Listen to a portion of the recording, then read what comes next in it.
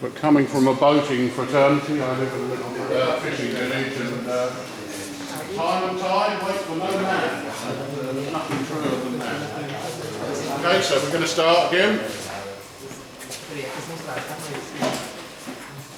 I said to you before about DC and AC, didn't I? Now we're just going to knock on the door a little bit now of AC, because I want you to get some experience of the measuring tools for AC. Someone tell me what alternating current is. What is it?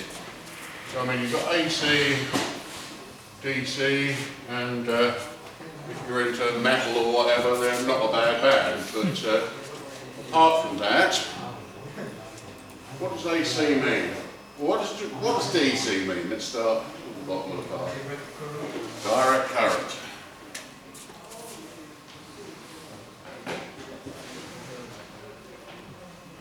Now, one of the things about an oscilloscope is I can see a voltage as a function of time. Now, everyone buries their head and runs away when I use the expression as a function of. It just means that you've got it on the other axis. So if I've got direct current or DC, what does it look like? Well, if I put voltage on this axis and I put time on this axis, what do you think DC is going to look like on that graph? Hooray! So whatever voltage I set, so say this, I set 10 volts, and I'm going to confuse you a bit here and say peak to peak. We're DC, aren't we? Sorry, I'm getting ahead of myself. So 10 volts DC. What am I going to see here? Well, this is 10 volts here. I'm going to see a dead straight line. And what does that tell me? It tells me that DC doesn't change with time, and if I look at it in a million years' time, it'll still be 10 volts. Not that I want to look at it in a million years' time, but you get the idea. So that's direct current. What about AC?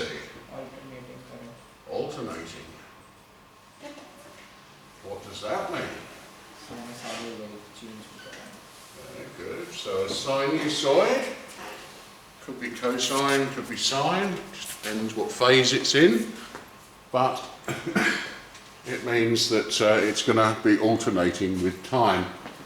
Now we need to be a bit careful with this graph because it's not quite as simple as the other one, because I can draw a sine wave on top of that 10 volts. So I could draw my graph like this. Again, this is time, and again, this is voltage. And I could say, well, if this is 10 volts, I'll take this point here as 5 volts, and then I'll plot my sine wave like that. Not generally the way it's done. Why? Because now it's got a 5 volt DC offset. It's sitting on top of 5 volts DC, which can cause us problems for certain circuits. So we tend to draw things in the classical form, just simply like this for a sine wave. So we would have, like this would be positive voltage and this would be negative voltage.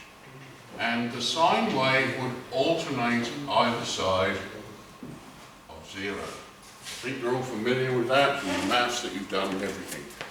But it's an important takeaway, especially for when you start looking at things on oscilloscopes and when you start looking at things in time and frequency. Okay? So if you don't know that, just grab a screen grab of that. Now, we're bored with direct current, so we're not going to consider that for the rest of today. We want to do AC, alternating current.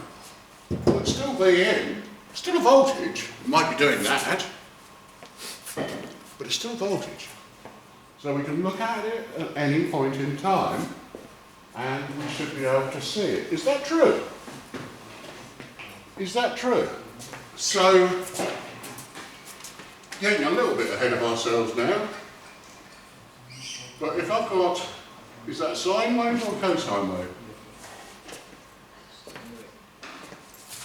Depends where you put the zero axis.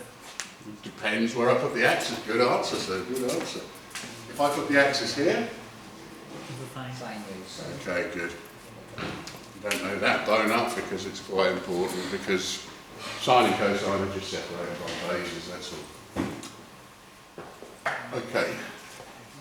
So where were we? If I want to see that sine wave, I could look here. But then all I'd see, so that's 0.7 and that's 1 volt here. If I looked at that point in time, all I'd see is that 0.7. So I would think it was DC, right? Because I'm not seeing it changing. So what do I need to do to a wave that's going like that? I need to look at it lots of times, right? So if now instead, I look at it here, look at it here, look at it here, look at it here, look at it here, look at it here. I don't know what's happening in between, but I've got some idea that it looks like a sine wave.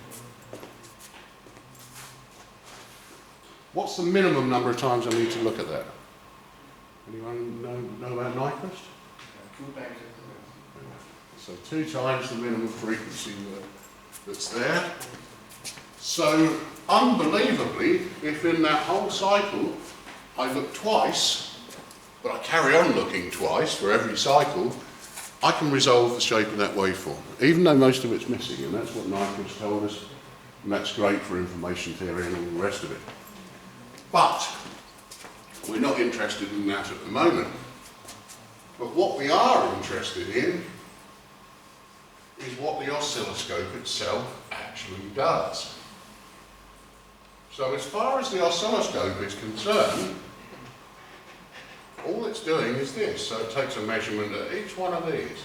Measure, measure, measure, measure, measure, measure, measure, measure, measure. And if it sees this here, it sees this kind of effect,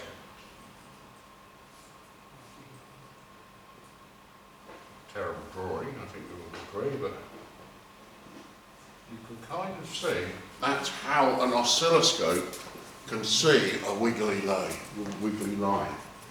Like waves on the sea, it can see the waves. Why can it see the waves? Because it's sampling. It's saying, what is it now? And then it says, let a millionth of a second pass. What is it now? And it keeps doing that over and over and over again. So it's slicing this timeline up here until you can actually see the waveform. Okay, let's do that in multisync. So the first thing I want to do here is we've got a DC source. So I'm going to get rid of my multimeter. I don't like him anymore. Fallen out with the multimeter. So I'm going to delete my multimeter.